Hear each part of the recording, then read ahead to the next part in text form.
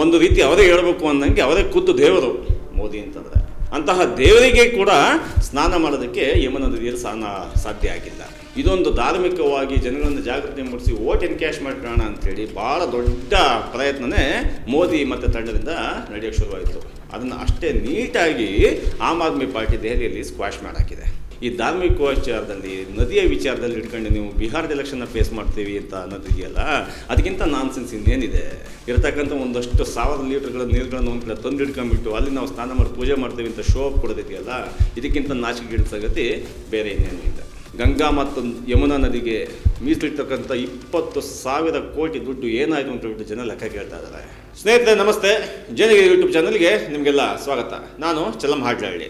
ನಮ್ಮ ದೇಶದ ಪ್ರಧಾನಮಂತ್ರಿಗಳಾದ ನರೇಂದ್ರ ಮೋದಿ ಅವರು ಅಂತೂ ಇಂತೂ ದೆಹಲಿಯ ಯಮುನಾ ನದಿಯಲ್ಲಿ ಸ್ನಾನ ಮಾಡಬೇಕಾಗಿತ್ತು, ಪೂಜೆ ಮಾಡಬೇಕಾಗಿತ್ತು. ಯಾವಾಗ?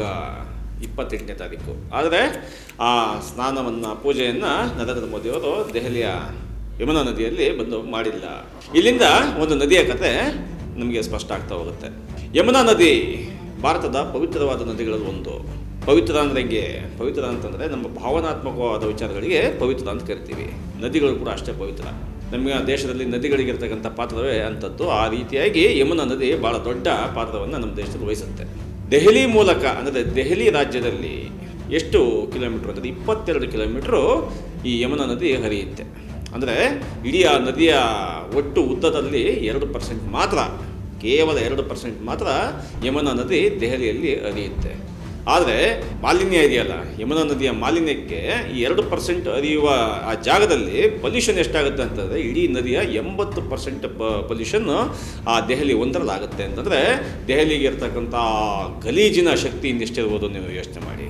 ಅದಕ್ಕೆ ಕಾರಣ ಕೊಳಚೆ ನೀರು, ಕೈಗಾರಿಕಾ ತ್ಯಾಜ್ಯಗಳು ಮತ್ತು ಘನತ್ಯಾಜ್ಯಗಳು, ಅಂದರೆ ಬಯೋಕೆಮಿಕಲ್ ಆಕ್ಸಿಜನ್ ಡಿಮ್ಯಾಂಡ್, ಇವುಗಳೆಲ್ಲ ಅಂದರೆ 70 ಮಿಲಿಗ್ರಾಮ್ ಪರ್ ಲೀಟ್ರಿಗೆ ಏರಿಕೆ ಆಗಿದೆ.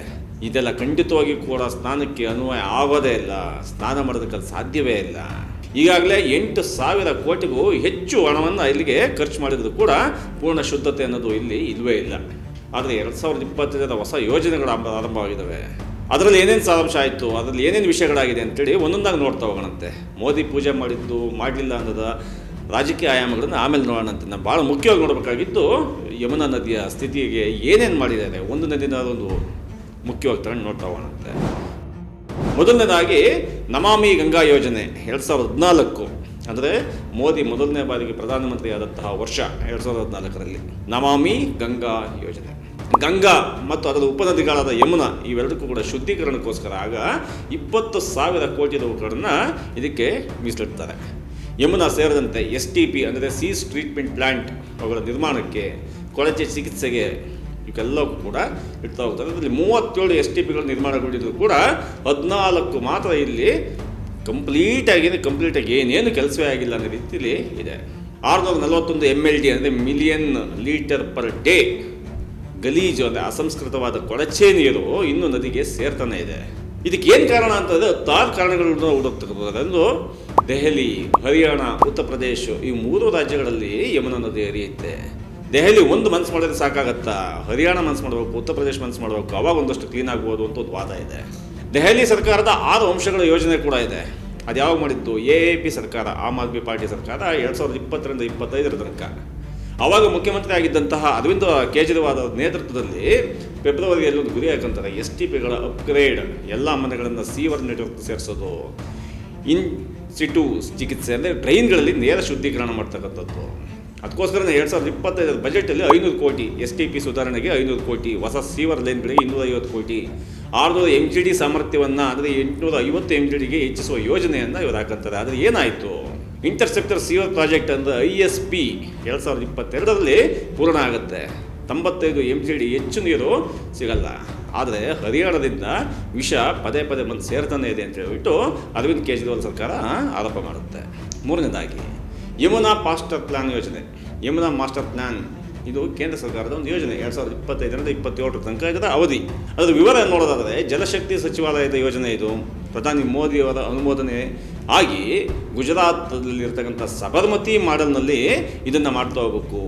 ಯಾವ ರೀತಿ ನದಿಯಿಂದ ಕೆತ್ತು ಮತ್ತು ಈ ತ್ಯಾಜ್ಯವನ್ನು ತೆಗಿತಕ್ಕಂಥದ್ದು ಟ್ರ್ಯಾಶ್ ಸ್ಲಿಮ್ಮರ್ಗಳು, ವೀಡ್ ಹಾರ್ವೆಸ್ಟರ್ಗಳು, ಇವುಗಳನ್ನೆಲ್ಲ ನಜಾಫ್ಗಡ್ ಸಪ್ಲಿಮೆಂಟರಿ ಡ್ರೈನ್ಗಳನ್ನು ಶುದ್ಧೀಕರಣ ಮಾಡ್ತಕ್ಕಂಥದ್ದು, STPಗಳ ದೈನಂದಿನವಾದಂಥ ಮೇಲ್ವಿಚಾರಣೆ ನಡೆಸ್ತಕ್ಕಂಥದ್ದು, ಹೊಸ ಚಿಕಿತ್ಸಾ ಘಟಕಗಳನ್ನು ನಿರ್ಮಾಣ ಮಾಡೋದು. ಇದಕ್ಕೋಸ್ಕರ 2025ರಲ್ಲಿ 140 ಕೋಟಿ ದುಡ್ಡನ್ನು ರಿಲೀಸ್ ಮಾಡ್ತಾರೆ. ಅದರಲ್ಲಿ 108 ಕೋಟಿ ಬಳಕೆ ಆಗುತ್ತೆ.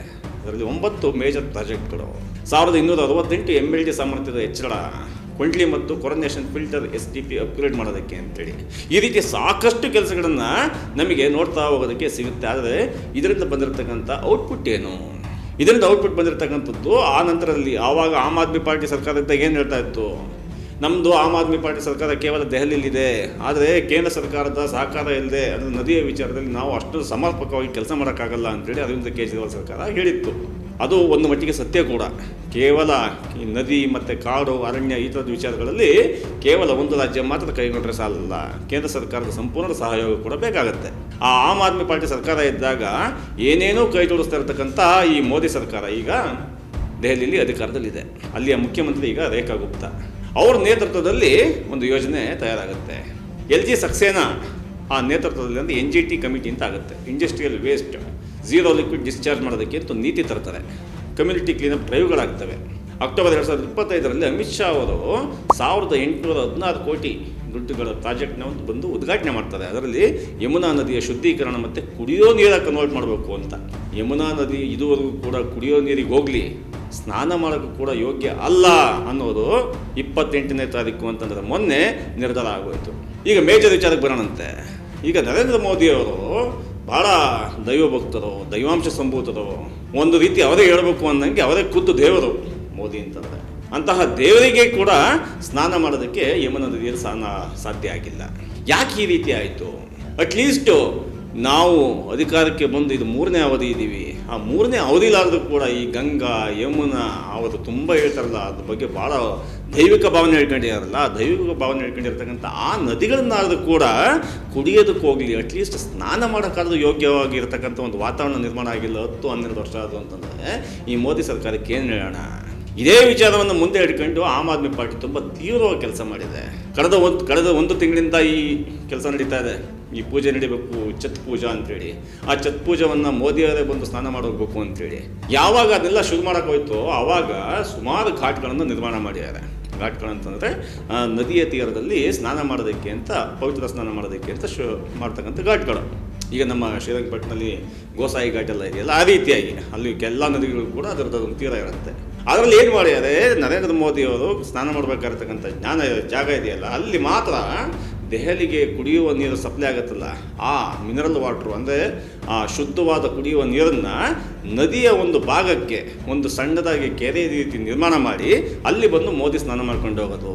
ಇನ್ನು ಉಳಿದಂಥ ಈ ದೇಶದ ಅಸಂಖ್ಯಾತ ಲಕ್ಷಾಂತರ ಕೋಟ್ಯಾಂತರ ಭಕ್ತರುಗಳು ಬಂದು ಆ ಗಲೀಜಾಗಿರ್ತಕ್ಕಂತಹ ಸ್ನಾನಕ್ಕೆ ಯೋಗ್ಯವಲ್ಲದ ನೀರಿನಲ್ಲಿ ಸ್ನಾನ ಮಾಡ್ಕೊಂಡು ಹೋಗ್ತಕ್ಕಂಥದ್ದು ಅಂತೇಳಿ ಪ್ಲಾನ್ ಆಗೋಗಿತ್ತು. ಯಾವಾಗ ಆಮ್ ಆದ್ಮಿ ಪಾರ್ಟಿ ಅಲ್ಲಿರ್ತಕ್ಕಂಥ ವಿಚಾರಗಳನ್ನು ಸೋಷಿಯಲ್ ಮೀಡಿಯಾದ ಮುಖಾಂತರ ಕ್ಲೀನಾಗಿ ತೆರೆದಿಡ್ತಾ ಹೋಯ್ತು, ಆವಾಗ ಮೋದಿ ಸರ್ಕಾರ ತಾನಾಗಿ ಹಿಂದೆ ಸೇರಿತ್ತು. ಅಂದರೆ ಮೋದಿ ಬಂದು ಅಲ್ಲಿ ಸ್ನಾನ ಮಾಡಲೇ ಇಲ್ಲ, ಅಲ್ಲಿ ಪೂಜೆ ಮಾಡಲೇ ಇಲ್ಲ. ಈ ಹಿಂದೆ ಆ ನದಿ, ಯಮುನಾ ನದಿ ಸ್ನಾನಕ್ಕೆ ಯೋಗ್ಯ ಅಲ್ಲ ಅನ್ನೋ ಕಾರಣಕ್ಕೋಸ್ಕರ ಕೇಜ್ರಿವಾಲ್ ಸರ್ಕಾರ ಕಳೆದ 4 ವರ್ಷಗಳಿಂದ ಅಲ್ಲಿ ಸ್ನಾನ ಮಾಡುವುದನ್ನು ಅಥವಾ ಆ ಪೂಜೆ ಮಾಡೋದನ್ನು ನಿಷೇಧ ಮಾಡಿತ್ತು. ಪೂಜೆಯನ್ನು ಸುಮ್ಮನೆ ಸಾಂಪ್ರದಾಯಿಕವಾಗಿ ಮಾಡ್ತಾ ಇದ್ದಾರೆ ಅಷ್ಟೇ. ಅದು ಇಷ್ಟು ದೊಡ್ಡ ವ್ಯಾಸ್ಟ್ ಆದದ್ರಿಂದ ದೊಡ್ಡ ಮಟ್ಟದಲ್ಲಿ ಪೂಜೆಗೆ ಅಂತ ಏನು ಫೋಕಸ್ ಕೊಟ್ಟಿರಲಿಲ್ಲ. ಯಾಕೆ ಅಂತಂದರೆ ಆ ನದಿ ಸ್ನಾನ ಮಾಡೋದಕ್ಕೆ ಯೋಗ್ಯ ಅಲ್ಲ, ನಮ್ಮ ನಾಗರಿಕರಿಗೆ, ನಮ್ಮ ಪ್ರಜೆಗಳಿಗೆ ಇದರಿಂದ ತುಂಬ ತೊಂದರೆ ಆಗುತ್ತೆ ಅನ್ನೋ ಕಾರಣಕ್ಕೋಸ್ಕರ ಅರವಿಂದ್ ಕೇಜ್ರಿವಾಲ್ ಸರ್ಕಾರ ಮನಸ್ಸು ಮಾಡಿ ಅದನ್ನು ನಿಷೇಧ ಮಾಡಿತ್ತು. ಯಾವಾಗ ಅಲ್ಲಿ ಮತ್ತೆ BJP ಸರ್ಕಾರ ಬಂದ ತಕ್ಷಣ ಮತ್ತೆ ಛತ್ ಪೂಜಾ ಅಂತೇಳಿ ದೊಡ್ಡದಾಗಿ ಸೌಂಡ್ ಆಯಿತು. ಅದು ಯಮುನಾ ನದಿಯ ಎಲ್ಲೆಲ್ಲ ಹರಿಯುತ್ತೋ ಅಲ್ಲೆಲ್ಲವೂ ಕೂಡ ನಡ್ತಾ ಹೋಗುತ್ತೆ. ನಿಮಗೆ ನೆನಪಿರಬೇಕು, ಬಿಹಾರದಲ್ಲಿ ಎಲೆಕ್ಷನ್ ನಡೀತಾ ಇದೆ. ಆ ಬಿಹಾರ್ ಎಲೆಕ್ಷನ್ಗೋಸ್ಕರ ಇದೊಂದು ಧಾರ್ಮಿಕವಾಗಿ ಜನಗಳನ್ನು ಜಾಗೃತಿ ಮೂಡಿಸಿ ವೋಟ್ ಎನ್ಕ್ಯಾಶ್ ಮಾಡ್ಕೊಳ್ಳೋಣ ಅಂತೇಳಿ ಭಾಳ ದೊಡ್ಡ ಪ್ರಯತ್ನನೇ ಮೋದಿ ಮತ್ತು ತಂಡದಿಂದ ನಡೆಯೋಕ್ಕೆ ಶುರುವಾಯಿತು. ಅದನ್ನು ಅಷ್ಟೇ ನೀಟಾಗಿ ಆಮ್ ಆದ್ಮಿ ಪಾರ್ಟಿ ದೆಹಲಿಯಲ್ಲಿ ಸ್ಕ್ವಾಶ್ ಮಾಡಾಕಿದೆ. ಇಲ್ಲಿ ಆಮ್ ಆದ್ಮಿ ಪಾರ್ಟಿ ಗೆಲ್ಲುತ್ತೋ ಮೋದಿ ಗೆಲ್ತಾರೋ ಈ ವಿಚಾರಗಳು ಅದು ಮುಖ್ಯ ಅಲ್ಲ. ಆದರೆ ನಮಗೆ ಭಾಳ ಮುಖ್ಯ ಆಗಬೇಕಾಗಿರೋದು ಈ ಧಾರ್ಮಿಕ ವಿಚಾರದಲ್ಲಿ, ನದಿಯ ವಿಚಾರದಲ್ಲಿ ಇಟ್ಕೊಂಡು ನೀವು ಬಿಹಾರದ ಎಲೆಕ್ಷನ್ನ ಫೇಸ್ ಮಾಡ್ತೀವಿ ಅಂತ ಅನ್ನೋದಿದೆಯಲ್ಲ, ಅದಕ್ಕಿಂತ ನಾನ್ಸೆನ್ಸ್ ಇನ್ನೇನಿದೆ? ಹೋಗಿ ನೀವು ಯಮುನಾ ನದಿಯನ್ನು ಕ್ಲೀನ್ ಮಾಡೋದಾದರೆ ಅದಷ್ಟು ದೊಡ್ಡ ಪವಿತ್ರವಾದಂಥ ಅಷ್ಟು ಇಡೀ ಕೋಟ್ಯಾಂತರ ಜನಕ್ಕೆ ಅನುಕೂಲ ಮಾಡಿಕೊಟ್ಟಿರುವಂಥ ಯಮುನಾ ನದಿಯನ್ನು ಕ್ಲೀನ್ ಮಾಡೋದಾದರೆ ಇಡೀ ಬಿಹಾರದ ಎಲೆಕ್ಷನ್ ನೀವೇ ಗೆದ್ಕೊಬಿಡಿ ಅತ್ಲಿಗೆ, ಅದಕ್ಕೆ ಯಾರ ತೊಂದರೆನೂ ಇಲ್ಲ. ಆದರೆ ಯಮುನಾ ನದಿಯನ್ನು ನೀವು ಯಾವ ಕಾರಣಕ್ಕೂ ಕ್ಲೀನ್ ಮಾಡೋದನ್ನೇ ಇರತಕ್ಕಂಥ ಒಂದಷ್ಟು 1000 ಲೀಟರ್ಗಳ ನೀರುಗಳನ್ನು ಒಂದು ಕಡೆ ತಂದು ಹಿಡ್ಕೊಂಡ್ಬಿಟ್ಟು ಅಲ್ಲಿ ನಾವು ಸ್ನಾನ ಮಾಡಿ ಪೂಜೆ ಮಾಡ್ತೀವಿ ಅಂತ ಶೋ ಅಪ್ ಕೊಡೋದಿದೆಯಲ್ಲ, ಇದಕ್ಕಿಂತ ನಾಚಿಕೆಗೇಡಿನ ಸಂಗತಿ ಬೇರೆ ಇನ್ನೇನು ಇಲ್ಲ. ಈ ಮುಖಾಂತರ ನಾವು ಗಂಗಾ ಮತ್ತು ಯಮುನಾ ನದಿಗೆ ಮೀಸಲಿರ್ತಕ್ಕಂಥ 20,000 ಕೋಟಿ ದುಡ್ಡು ಏನಾಯಿತು ಅಂತ ಹೇಳ್ಬಿಟ್ಟು ಜನ ಲೆಕ್ಕ ಕೇಳ್ತಾ ಇದ್ದಾರೆ. ಎಲ್ಲಿಗೆ ಬಂತು ಅಂತ ಪ್ಲ್ಯಾನ್ ಮೇಲೆ ಪ್ಲ್ಯಾನು, ಯೋಜನೆಗಳ ಮೇಲೆ ಯೋಜನೆ, ಪೇಪರಲ್ಲಿ ಅಡ್ವರ್ಟೈಸ್ಮೆಂಟು, ಟಿ ವಿಯಲ್ಲಿ ಅಡ್ವರ್ಟೈಸ್ಮೆಂಟು, ಆದರೆ ಫಲಿತಾಂಶ ಮಾತ್ರ ಮೋದಿ ಕೂಡ ಸ್ನಾನ ಮಾಡೋಕ್ಕೆ ಸಾಧ್ಯ ಆಗದಿರ್ತಕ್ಕಂಥ ಸ್ಥಿತಿ ಇದೆ. ಇದರಲ್ಲಿ ಅವರು ಮಾಡಿದ ಕೆಲಸ ಇದೆಯಲ್ಲ, ಪಕ್ಕದಲ್ಲಿ ಮೋದಿ ಸ್ನಾನ ಮಾಡೋದಕ್ಕೆ ಒಂದು ಜಾಗ, ಇನ್ನು ಉಳಿದ ಭಕ್ತಾದಿಗಳೇ ಸ್ನಾನ ಮಾಡೋದಕ್ಕೆ ಒಂದು ಜಾಗ ಮಾಡಿದ್ದಿತ್ತಲ್ಲ, ಅದನ್ನು ನೋಡಿಬಿಟ್ರೆ ನಿಜಕ್ಕೂ ಕೂಡ ಆಶ್ಚರ್ಯ ಅಂತ ಅನ್ಸುತ್ತೆ ನಾವು ಯಾವ ದೇಶದಲ್ಲಿ ಬದುಕ್ತಿದ್ದೀವಿ ಅಂತ. ಇದೇ ನಿಟ್ಟಿನಲ್ಲಿ ಒಂದು ಘಟನೆ ನೆನಪಾಗುತ್ತೆ. ಯಾವಾಗ ಈ ಡೊನಾಲ್ಡ್ ಟ್ರಂಪ್ ಅನ್ನುವ ಅಮೆರಿಕದ ಅಧ್ಯಕ್ಷ ಭಾರತಕ್ಕೆ ಭೇಟಿ ಕೊಟ್ಟಾಗ ಸ್ಲಮ್ಗಳನ್ನು ಮುಚ್ಚೋದಕ್ಕೆ ಅಂತ ಒಂದು ಪರದೆ ಮಾಡಿದ್ರು, ನಿಮಗೆಲ್ಲ ಬಹುಶಃ ನೆನಪಿರ್ಬೋದು. ಅದನ್ನು ಪದೇ ಪದೇ ಈಗ ಸೋಷಿಯಲ್ ಮೀಡಿಯಾದಲ್ಲಿ ಮತ್ತೆ ಮೇಲಕ್ಕೆ ಬಂದು ಇದು ಮೋದಿ ಮಾಡಲ್ಲು, ಇದು ಮೋದಿಯವರ ನೆಕ್ಸ್ಟು ಏನು ಮಾಡೋಕ್ಕಿದ್ದಾರೆ ಅಂತಕ್ಕಂಥ ಒಂದು ಸೂಚನೆ ಅಂತೇಳಿ ಆಮ್ ಆದ್ಮಿ ಪಾರ್ಟಿ ತುಂಬ ತೀವ್ರವಾಗಿ ತರಾಟೆಗೆ ತಗೊಂಡಿದೆ. ಅದರಲ್ಲಿ ಅವರು ಸಕ್ಸಸ್ ಕೂಡ ಆಗಿದ್ದಾರೆ. ಈ ಮುಖಾಂತರನಾದರೂ ನದಿಗಳ ಸಂರಕ್ಷಣೆಗೆ, ನದಿಗಳ ಕ್ಲೀನಿಂಗಿಗೆ, ಅದರ ಮುಖಾಂತರ ಕೋಟ್ಯಾಂತರ ಜನ ರೈತರಿಗೆ ಮತ್ತು ಆ ನದಿಯಲ್ಲಿ ವಾಸ ಮಾಡ್ತಕ್ಕಂಥ ಜಲಚರಗಳಿಗೆ ಎಲ್ಲದಕ್ಕೂ ಕೂಡ ಒಂದು ಪರಿಸರಕ್ಕೆ ಸಮಾನವಾಗಿ ಕೆಲಸ ಮಾಡ್ತಕ್ಕಂಥ ಕೆಲಸ ಆಗಲಿ. ಮೋದಿಯವರ ರಾಜಕೀಯ ಹಂಗೆ ನಡೀಲಿ, ಆದರೆ ರಾಜಕೀಯ ಜನಪರವಾಗಿರಲಿ, ಪರಿಸರಕ್ಕೆ ಪೂರಕವಾಗಿರಲಿ, ನಾಟಕಗಳು ಕಡಿಮೆ ಆಗಲಿ ಅಂತ ಹೇಳ್ತಾ ಈ ವಿಡಿಯೋ ಮುಗಿಸ್ತೀವಿ. ಧನ್ಯವಾದಗಳು.